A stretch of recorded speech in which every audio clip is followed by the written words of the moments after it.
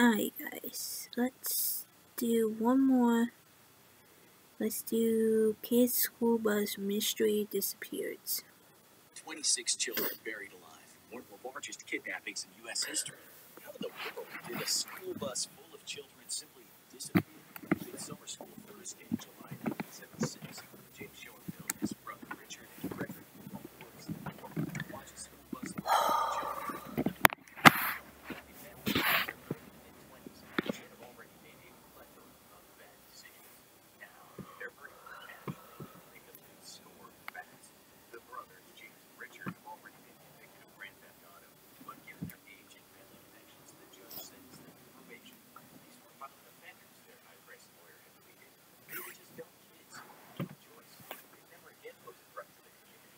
The judge believed it, and 26 children paid the price for it. The three men knew well the route the bus was going to take.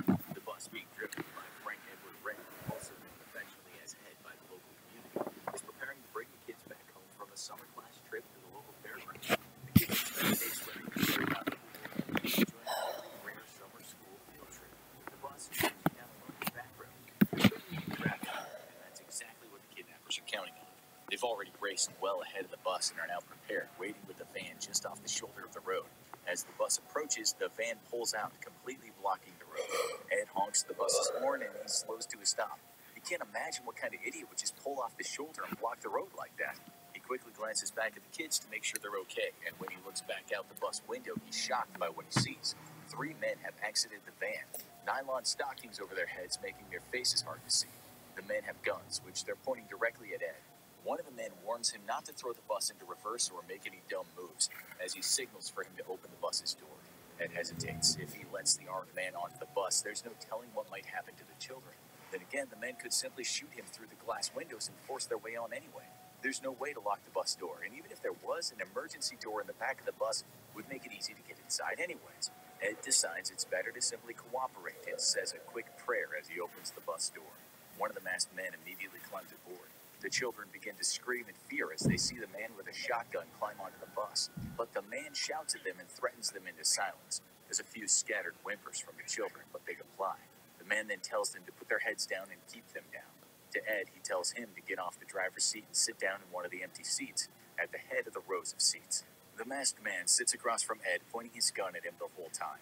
A second masked man climbs onto the bus and sits in the driver's seat. Outside, the third kidnapper hops into the van and puts it in gear, then moves it out of the way of the bus. The whole operation has gone smoothly up until now. No cars have driven by to catch them in the act, and the kidnapping has taken less than a minute. The man in the driver's seat puts his foot on the gas and the bus lurches forward, with the van falling in behind it. The man sitting across from Ed draws his attention once more to the gun. No hero stuff, he warns him. Just sit there quietly and everything will be fine. He repeats that last part once more out loud to the children. They're too scared to even look up. The bus takes a right off the paved road and out to it. Alright guys, I'm sorry about that again.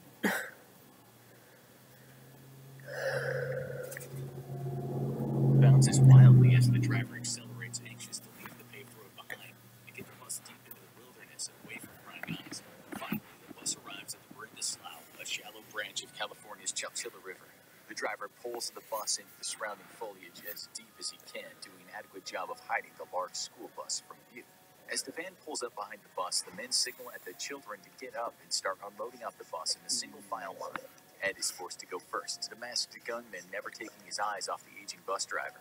Outside, the driver of the first van uncovers a second van that's been hidden nearby in the brush. Both vans have had their rear windows painted black, and the interiors are reinforced with paneling. The children and Ed are split into two groups and ushered into the two vans. Once loaded, the doors in the vans are slammed shut. There's no light in the vans, and the blacked-out windows keeps even the fading sunlight outside from getting in. Children whimper in fear in the darkness. Some cry. Ed does his best to reassure the children, but his words fall on deaf ears. The vans start moving. Eventually, Ed can feel the vans leave the gravel road behind and land on smooth pavement.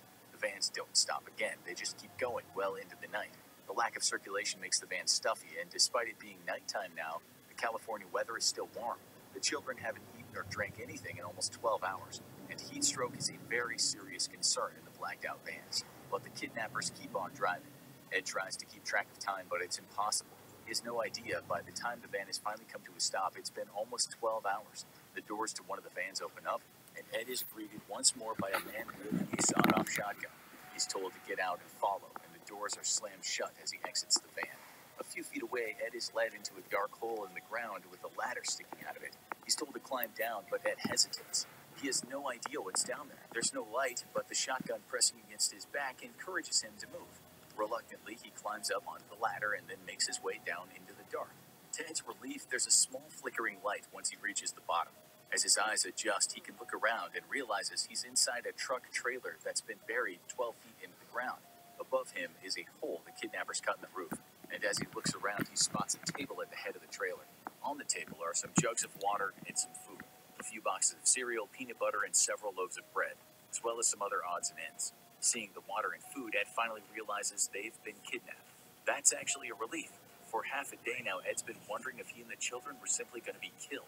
One by one, the children are brought out of the van. As the kidnappers drag one child out of the van, they slam the door shut again, then lead the child to the hole in the ground and tell them to climb. Down in the buried trailer, Ed does his best to encourage the children not. Yeah, I know.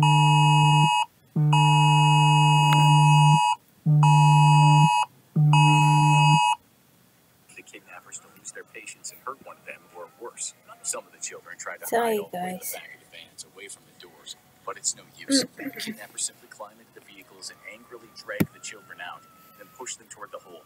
Consigning themselves to their fate, the last of the children finally climbs down the stairs and into the trailer. Suddenly, the kidnappers toss a roll of toilet paper down into the hole and say, "We'll be back for you." Then the children can hear the sound of something heavy being dragged. To their horror, they realize the kidnappers are dragging a large manhole cover over the hole leading to the outside world. Ed and 26 children have been buried alive. The only sound is the whirring of fans in the trailer, which is another bit of good news for Ed. This means the kidnappers have at least thought of the possibility of asphyxiation and installed some sort of ventilation system. Where the wheel wells of the trailer are, the kidnappers have cut holes, clearly intending for those to serve as makeshift bathrooms. Ed and one of the older boys stick their heads into the holes, hoping to see a way to escape their predicament. But the holes only lead to a small depression in the soil around the trailer, enough to serve as a toilet and nothing more. Pushing on the rear door of the trailer, they realize their worst fears. They're fully and completely buried alive, and the only way out is through the hole in the ceiling that's now been completely covered up. Frederick Woods and brothers James and Richard Schoenfeld finally can breathe a sigh of relief. The three kidnappers have driven the children to Woods' family quarry, where before the kidnapping they had buried a full-size truck trailer. For several days, the men had worked to secure the trailer and install a makeshift ventilation system. The trailer was all but impossible to find unless you knew where to look, and the quarry was remote enough, half a day's drive away from the kidnapping site. The men are confident they pulled off as nearly a perfect crime as possible. The only thing left to do is phone in their demands. They dial the number to the Chowchilla Police Department and are met with a busy signal. The men dial again, and once more receive a busy signal. They wait a few minutes, and yet again another busy signal. Woods and the Schoenfeld brothers realize they can't get through to the police department to place their ransom demands, figuring that the police are probably extremely busy as news of the kidnapping has spread. They have no idea just how right they are. As distraught parents and national media tie up every line to the small police department, the kidnappers try again and again, but fail to get through each time. Finally, they give up. They've been driving for half a day and were up long before that. The men are exhausted, and with the children securely under 12 feet of dirt, the three kidnappers decide to get some rest. The police, meanwhile, have already found the abandoned school bus and can tell by tire tracks on the scene that two other vehicles had departed the scene. For the terrified parents, this is mixed news. On one hand, their children are still missing. On the other, there is every indication that the children are still alive. Police try to reassure the parents, telling them that this is likely to become a kidnapping. They should be receiving a ransom demand soon, and that means a chance to bring the children back home alive. The Chowchilla police chief, overwhelmed and out of his depth, places a call to the governor and requests help. Within an hour, 30 FBI agents have arrived, and the hunt for the kidnappers is on. But for the children who've been buried alive, things are very quickly becoming lethal. They've been underground for half a day now. The food and water have run out, and the temperature inside the buried trailer is sweltering. Then suddenly, one of the two fans pumping fresh air into the trailer dies. Ed and the oldest boy, 14-year-old Mike Marshall, are only too aware of what'll happen if the second fan fails, but they don't tell the rest of the children to keep them from panicking. Then, just a few minutes later, the second fan fails. There's no more fresh air being pumped into the buried trailer, but there was still room for things to get worse. The roof of the trailer has been reinforced with metal wire, but has long ago started to fail. The roof is now buckling from the weight of the soil on top of it. Each torturous scream of metal sets the children into crying fits as dust rains down on them. Ed does his best to keep the children calm, knowing that their hysterics are sucking up precious oxygen. The kidnapper said they'd be back for them, but with the fans out and the roof caving in, Ed knows that escape is the only option. Even if the kidnappers return when they discover the collapsing roof and failed ventilation system, it's unlikely they'll have a backup plan for keeping Ed and all 26 children hidden from the authorities. That means only two things. Either they'll let them go, or more likely simply kill them all to avoid being caught.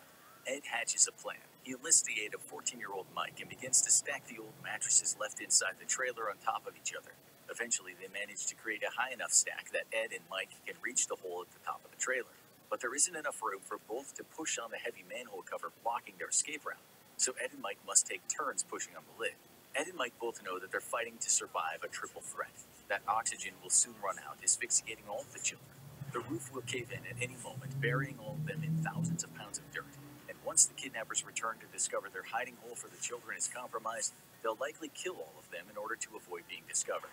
Mike pushes against the manhole cover, with all of his strength, fighting for all 27 lives buried in the trailer. Suddenly, the cover shifts a bit. Mike pushes even harder, widening a tiny little gap.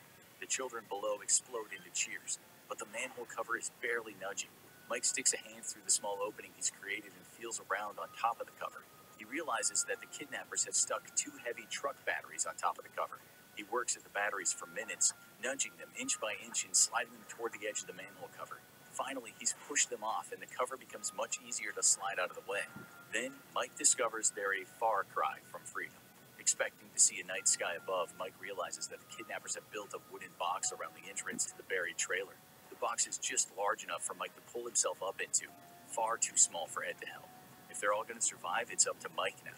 Mike begins pounding on the walls of the box. He's terrified that he'll break through only to discover the kidnappers outside waiting with guns. But he knows if they stay in the trailer, they're as good as dead anyway.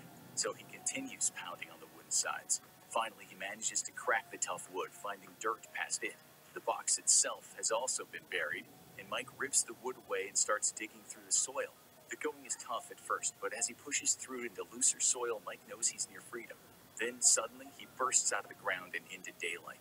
Blinking against the sun, Mike quickly scans the surroundings, expecting to see the kidnappers rushing at him, but there's nobody around. Instead, he sees hills and large trees, and as he pulls himself out of the hole, he realizes he's on top of a massive sand dune. The buried trailer is perfectly camouflaged. There's no chance anybody would have found them if they stayed put. One by one, the children climb out of their would-be tomb and greedily suck up the fresh air. By the time the group is out, it's already 8 p.m. Ed and the children have been buried alive for nearly 16 hours. Off in the distance, they hear the sounds of heavy equipment and machinery, and the children become fearful. What if it's the kidnappers? But Ed knows they have no other choice. They have to find someone that can help them. The group makes its way toward the sounds of machinery, and they spot a large group of men operating heavy equipment. Ed and the 26 children rush out of the tree line to the absolute amazement of the working men. They did it against all odds. They found their way to freedom.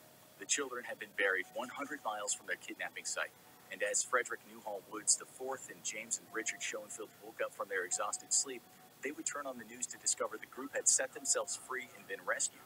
It wouldn't take long for the police to narrow in on Woods, and after executing a search warrant on Woods' father's estate, they found a draft of the ransom note and one of the guns used in the kidnapping. The 3 kidnappers had already fled, but Woods would eventually be caught 2 weeks later in Vancouver, Canada. James Schoenfeld was captured on the very same day in Menlo Park, California, while Richard Schoenfeld had turned himself in voluntarily 6 days prior. The 3 men were given life in prison with a possibility of parole. Richard Schoenfeld was paroled in 2012 at the age of 77. His brother James was paroled 3 years later, aged 82. Frederick Woods, wealthy heir to a fortune estimated at $100 million, would be denied parole 19 times, and if he lives to see it, his next hearing will be in 2024. Now, go check out If You Were Kidnapped, Do This to Survive. Alright guys, I will see you Thursday, so keep walking along and bye.